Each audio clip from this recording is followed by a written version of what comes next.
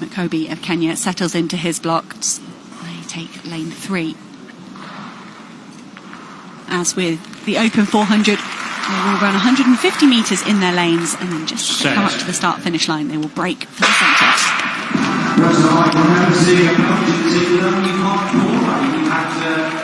It's a good start for Jonathan Secours of Belgium. They're so clinical, the Belgium athletes. We will see the female team later on as well. They've really upped their game in response to what they can see their male counterparts doing over the last few years. Wiseman, Makobi of Kenya trying to get himself to the break, but it is the youngster Jonathan Secours. He's really come up through the European age group rankings and established himself as a senior over the last few years, and I'm sure the Belgian team were so inspired by Alexander Doom last night. It was a brilliant last 50 metres from him to get himself ahead of Carsten Voorholm and take the individual gold, and there's a job to be done by these Belgian men this morning as they start their bid to defend their title. That's it. You can see Secours quite rightly saying, I was in the lead, I should not have been all the way out in lane 3, but they've managed it okay. Christian Egossel of Belgium gets the baton safely, but Trevor Bassett is a very, very strong man here on the second leg for the United States. He's tracking the Belgium team. They'll be looking to get the United States back into pole position as they move through this qualification. Bassett will be handing on to Matthew Brolling as well, and he's been around on the NCAA circuit for a while. And look at that from Ekwam. The Kenyan has found a way through on the inside, but then his path is blocked and he's going to have to come wide again. So it's Belgium. Ekwam on the inside, Bassett trying to come wide on the outside, and the Kenyans all over the place.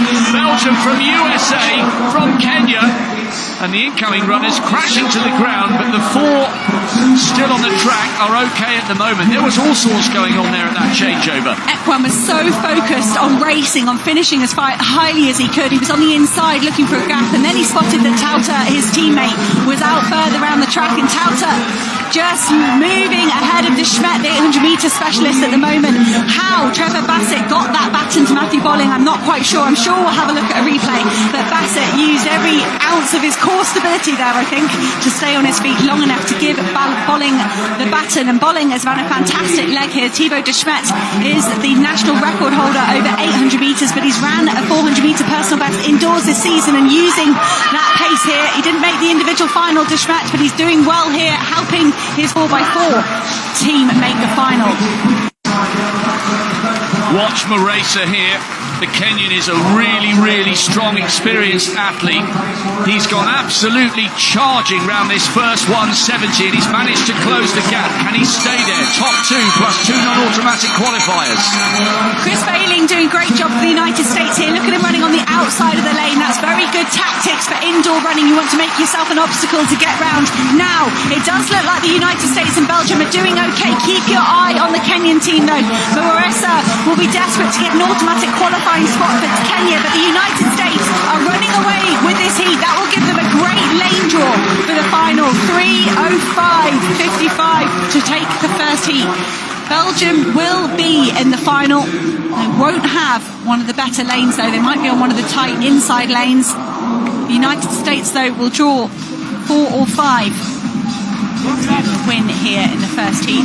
Let's hope Bassett is okay after tumbling to the ground.